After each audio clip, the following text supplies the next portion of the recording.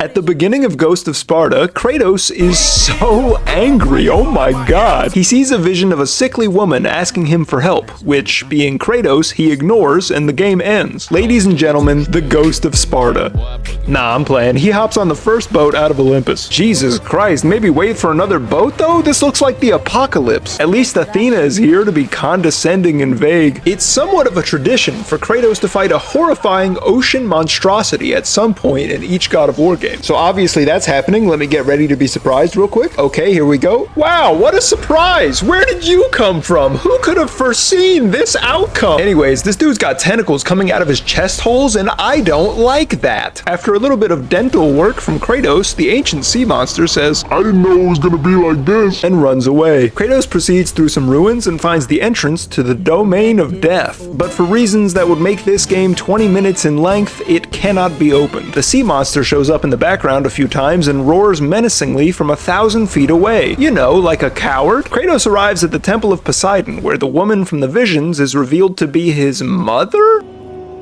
Oh, shit. She tells Kratos that his brother is in danger? Kratos has a brother? What is happening? Honestly, Kratos' mom, you're saying too much. This was a PSP game, man. I killed the whole Pantheon before I heard this shit. Alright, never mind. Back to whatever this thing is. After going gorilla mode on his own mother, Kratos leaves the Temple of Poseidon and gets absolutely bushwhacked by that tentacled coward from earlier. You're telling me this thing's an ocean ninja? After a surprisingly peaceful swim, the monster drops Kratos off at some sort of volcano mining operation, which doubles as a prison for the Titan Thera. Thera tells Kratos that he is the long-awaited salvation of the Titans, and in turn, he rips the essence of fire straight out of her goddamn heart. Yeah, sure, okay. Why not? It's not long before Kratos is back to stabbing this thing in the face repeatedly, and I enjoyed that very much. Kratos escapes the halls of Atlantis only to realize that his constant fighting with the sea creature was enough to topple Poseidon's domain. That's embarrassing for Poseidon. How is the ocean god gonna lose his main city to an ocean monster? That's pathetic. Meanwhile, Kratos finds yet another statue of Athena to yell at. Dude, this lady is everywhere. During one of his famous puzzle solves, Kratos encounters a man trapped in a burning building. Oh, shit. In a rare moment of empathy and human kindness, Kratos actually saves the man from the fire and gives him one of the blades of chaos. And also 5 Greek dollars is what I would say if this was a baby game for baby gamers. He actually drops an enormous slab of marble through the roof and crushes the man's body, killing him instantly. Then Kratos comes across maybe the most graphic violence in any God of War game, where a dude holding half of another dude tells him that the daughter came through and it was a bad time. Kratos has a brief memory flash where he baldly defeats his brother in combat before their village is attacked by monsters. Did anyone think that Kratos had a nice childhood? Anybody? You? Oh, you were just sneezing? Later, in the Mounts of Aronia, Kratos sneaks a peek on a dude who gets absolutely brutalized by this freaky hot bird lady. I'll have what he's having. Oh shit, did he die? I'll have a little bit less than what he had. After a surprisingly long trek through an ice cave and then an incredibly frustrating swim through a water cave, Kratos arrives at Aronia Pass and finds Aranis, the hot bird lady. Unfortunately, she is a female bird and they don't make shirts for birds, so I can't really show you any of this, but believe me when I say, that bird went straight to hell. Kratos ends the fight right next to Sparta, which is very convenient for a man who was trying to get to Sparta. Inside the city, he has a vision of Ares and Athena, who use their godly powers to ride ponies and abduct Deimos, a medium-sized child. What a chilling display of power. He also finds the only man in Greece who still loudly proclaims that Ares was way cooler than Kratos. I don't know about you, but me personally, I would have kept that one on the inside. That'd be a fun one to just think to myself sometimes.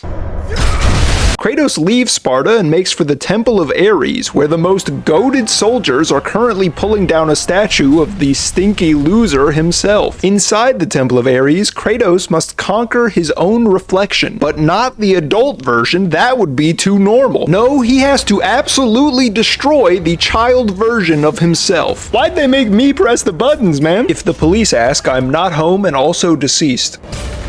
I'll take a stand. Repeatedly throwing children at walls is bad. Anyways, the kid gets owned and Kratos gets the key to the domain of death. And the entrance is back near Atlantis, if I'm not mistaken. Hope that's not going to be a problem. We fucked that shit up. His most devoted follower delivers Kratos his old weapons, which is a nice gesture, and I hope Kratos never accidentally murders this man in, I don't know, God of War 2?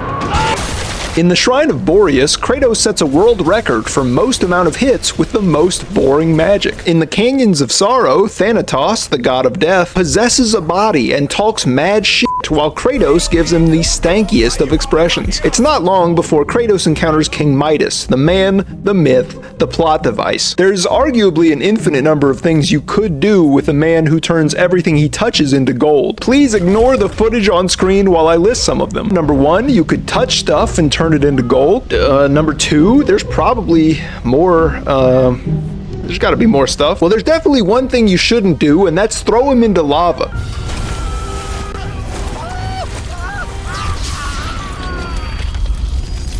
Well, what do I know? Okay, well, I guess it's time to go back to Atlantis, which means hopping on a boat and driving that boat off a 90-degree cliff. Oh yeah, no, this is great. This is fine. This is what I wanted, actually. Kratos, look me in my eyes and tell me that you truly thought this would go any differently than how it's currently going. Yeah, get out of here. Down in the depths of Atlantis, Kratos takes out all of his frustrations on a single merman. And I'm not kidding when I say he punched him in the face 46 times. This is crucial to saving Deimos. This absolutely had to happen this way, or else the entire plot of the game fails. Another statue of Athena shows up, because of course it does, and reveals that she allowed Ares to take Deimos in order to protect Kratos. Wow, you guys are all Greek, huh? Because she knew these games wouldn't sell if the main protagonist had any hair on his head.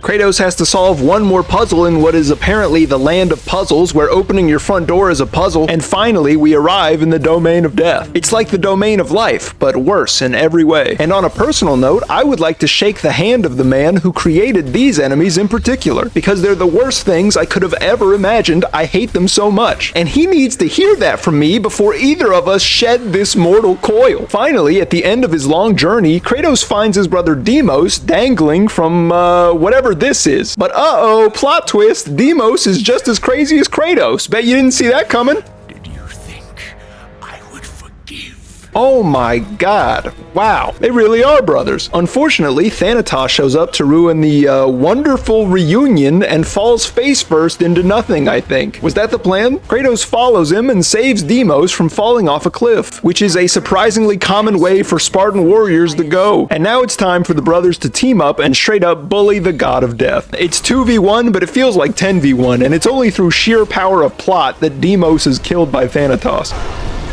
Kratos uses a move that he's never used before or since, where he impales Thanatos with the blades and then literally everything explodes. Kratos carries Deimos' body to a freshly dug grave and buries his brother, who he reunited with less than 5 minutes ago. Athena arrives in person this time and says, "What a fun adventure this was, Kratos. I can't believe your life got even worse." Kratos responds with, "Wow, I'm about to do a pro gamer move," and prepares to destroy an entire pantheon of gods. And that's basically the plot of Ghost of Sparta, if it was retold by an actual idiot.